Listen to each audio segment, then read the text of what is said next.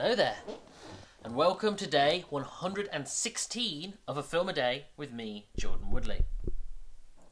And after all of the intense work I've been doing recently in the lead up to, to and through awards season, culminating in the Oscars coverage, I thought I would continue to treat myself following my birthday watch of Cabin in the Woods with a film that I've been wanting to watch for a good long time, but never got round to, with the 2013 film Coherence. This is the definition of the kind of film that I feel like was made for me. It in some ways pays off for several of the films I've been watching recently. I really my mind was drawing towards Cabin in the Woods, actually, funnily enough, or earlier, not last week, the week before, with with Kaufman, and I'm Thinking of Ending Things. And there's something about this film that's so well put together and yet simple, characterful, and yet all about the mechanics of story. It's definitely a treat.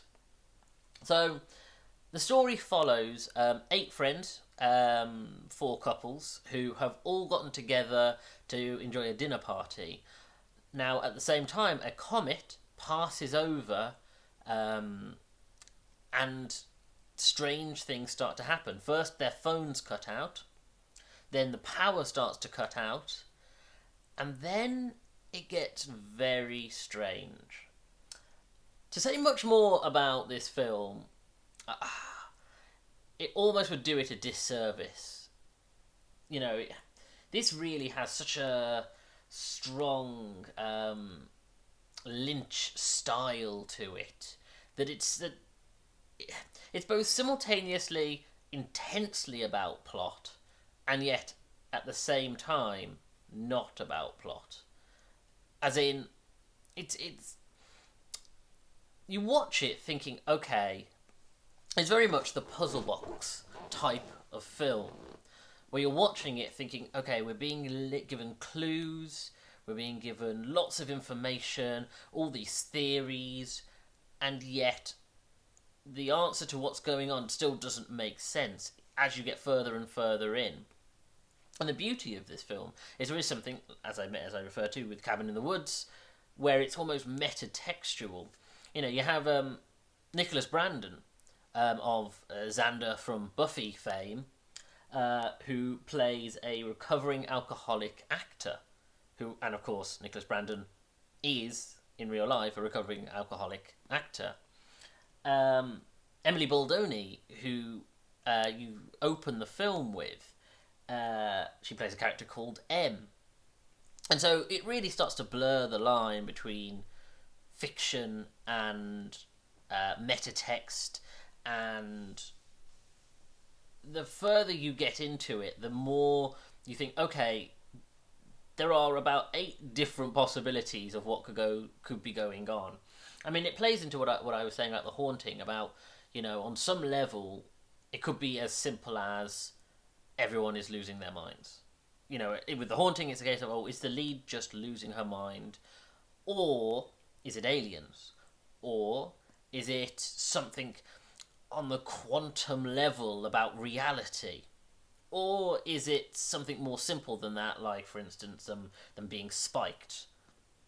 And it really does play with you as audience, going, I don't know what reality, and it really does start to break down the sense of reality with the film, because it's about time and possibility, and as I say, it's ultimately about character, because it's about who we are and the choices we make and the different ways our lives could have gone.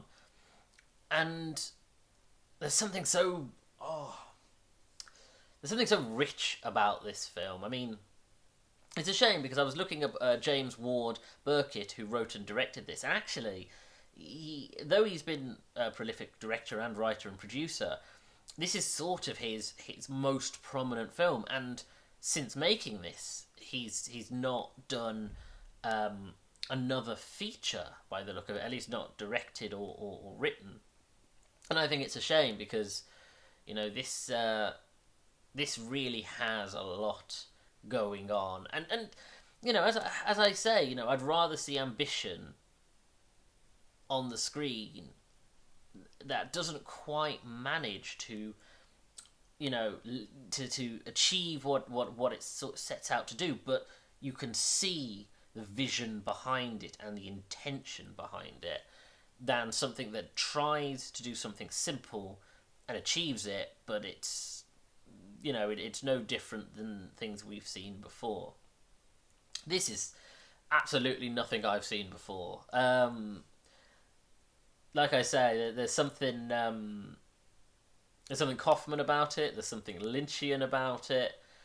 Oh, it's just that that kind of sci-fi that makes you I was also thinking of films like Primer or A Predestination, about things like fate and choice, and what makes those films work, maybe less in Primer. I'm not such a big fan of it, but is about the fact that if you cannot follow the mechanics of the plot, if you cannot follow the crazy storytelling as it goes more and more out of control, the thing you should be investing in is your characters and their journey and whatever it means to them, and the emotional pathways that they go through as they experience whatever sci-fi supernatural event is going on. And this film is the definition of that, where I could see this really like the thing that if the cerebral, slightly trippy style of it doesn't put people off, the only other thing I can think is the fact that you have a juxtaposition of this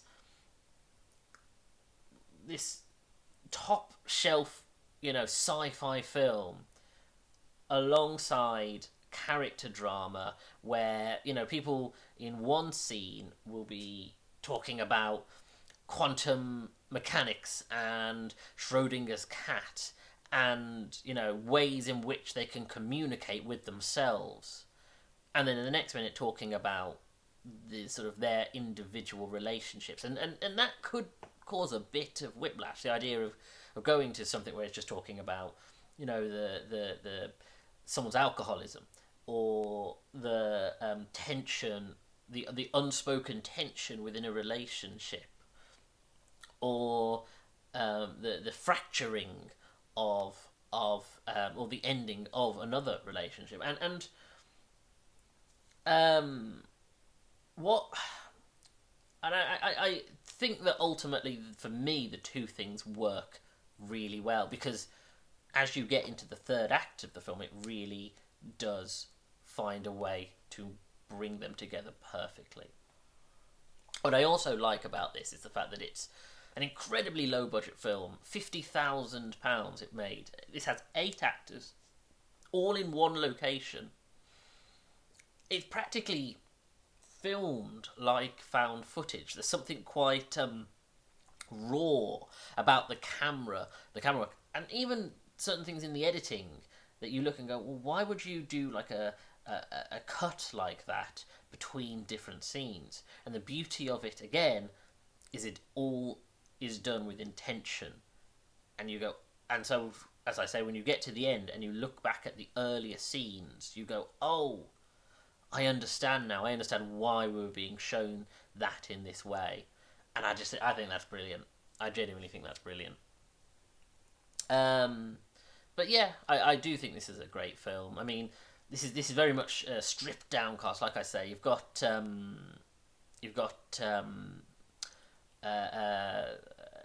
Nicholas Brandon in it. You've got Maury Sterling, who I know from Homeland, the character of Max. But a lot of it is very low profile actors, and so it's a really this is practically, an independent film, like an early independent film, that something like Shallow Grave, to that level of simplistic, and like I say, simplistic in execution, but incredibly ambitious in storytelling. I think it's great. It's exactly the kind of film that I needed. So, thank you for joining me. If you enjoyed this video, please hit the like button, subscribe to the channel, and hit that little bell to get notifications when new videos go up.